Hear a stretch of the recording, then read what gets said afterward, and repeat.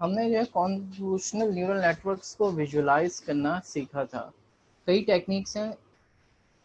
एक टेक्निक तो हमने काफ़ी पहले पढ़ ली थी कि हम जो है किसी भी स्पेसिफिक फिल्टर के आउटपुट को विजुलाइज करें, किसी स्पेसिफिक लेयर के आउटपुट को विजुलाइज करें कि वो किस तरीके से देखने में लग रहा है, तो पता चलेगा कि कोई फिल्टर जो है वो क्या प्रोसेसिंग परफॉर्म कर रहा है, किसी स्पेसिफिक लेयर का स्पेसिफिक फिल्टर। अब हम जो है एक और टेक्निक पढ़ने जा रहे हैं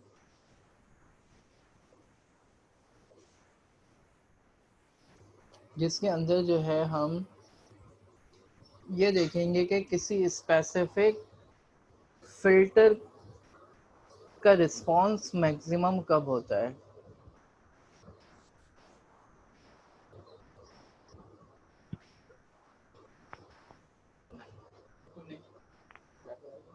ठीक है, किसी स्पेसिफिक फिल्टर का रिस्पांस मैक्सिमम कब होता है, ये हमने जो है विजुलाइज करना है। इसका तरीका क्या होता है?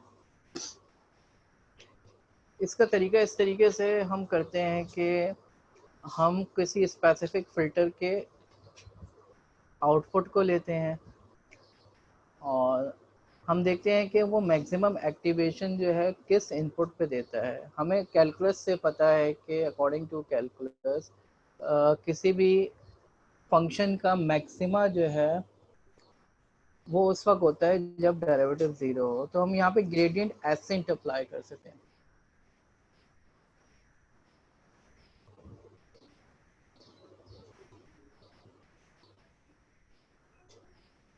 तो इसका तरीका कुछ इस तरीके से होगा कि हम जो है फॉर एग्जांपल ब्लॉक 3.1 ये एक लेयर है इमेज VGG16 की। VGG16 का ऑब्जेक्ट बनाया हमने, उसकी एक स्पेसिफिक लेयर को लिया, उसमें से एक स्पेसिफिक फिल्टर को लिया, फिल्टर नंबर 1। अब यहाँ पे हम कीरास का बैकएंड यूज कर रहे हैं।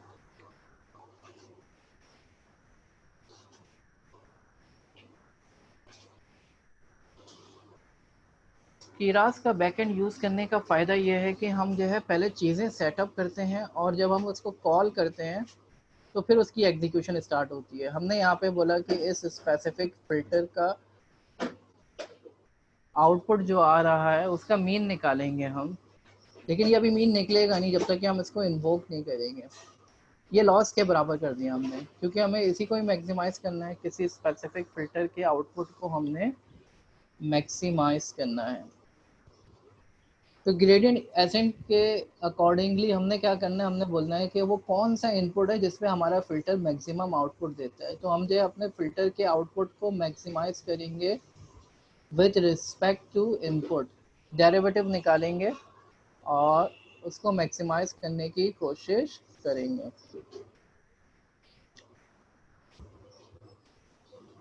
ठीक है, मैक्सिमा निकालना है हमने, तो हमने जो है ग्रेडियंट डिफाइन किया। ग्रेडियंट जो है ये लॉस का निकालना है with respect to model dot input. किस इनपुट पे जो है लॉस मैक्सिमम होगा हमें ये निकालना है। और हमने ग्रेडियंट को नॉर्मलाइज भी कर दिया। +1 e⁻⁻⁻⁵ हमने इस वजह से किया, हम ये नहीं चाहते कि ये 0 से डिवाइड हो तो इन्फिनिटी की तरफ चला जाए।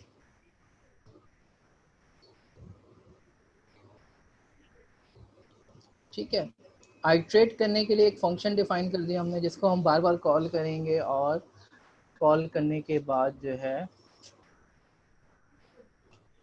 जब भी हम इसको कॉल करेंगे ये ग्रेडियंट कैलकुलेट करके देगा।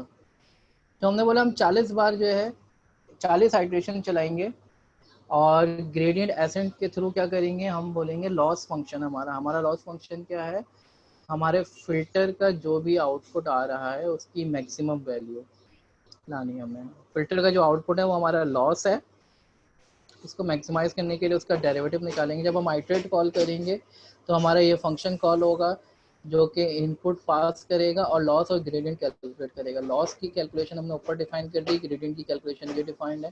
ये दोनों चल जाएंगे तो ये दो चीज़ें रिटर्न करेगा। इसकी बेस पर हम जो है अपने इनपुट इमेज को जो है एडजस्ट करेंगे।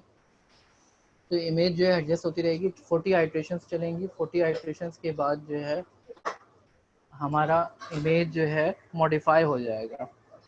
हमारी इमेज बता रही होगी कि हमारा फ़िल्टर जो है इस पर्टिकुलर इनपुट पे मैक्सिमम रिस्पॉन्स दे रहा है।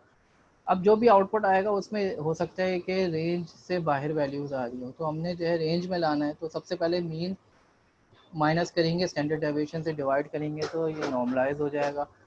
फिर नॉर्मलाइज करने के बाद जो है 0.1 से मल्टीप्लाई करेंगे कि स्टैंडर्ड डेविएशन जो है 0.1 तक हो स्टैंडर्ड डेविएशन, प्लस 0.5 करेंगे, फिर इसको क्लिप करेंगे तो जो रेंज से बाहर वैल्यूज़ होंगी वो कट जाएंगी।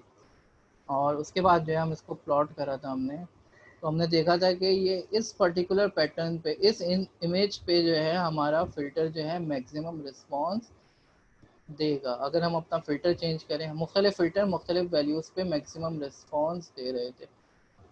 तो फॉर एग्ज़ाम्पल मैं अपना फ़िल्टर नंबर 8 चेक करता हूँ। तो फ़िल्टर नंबर 8 जो है किस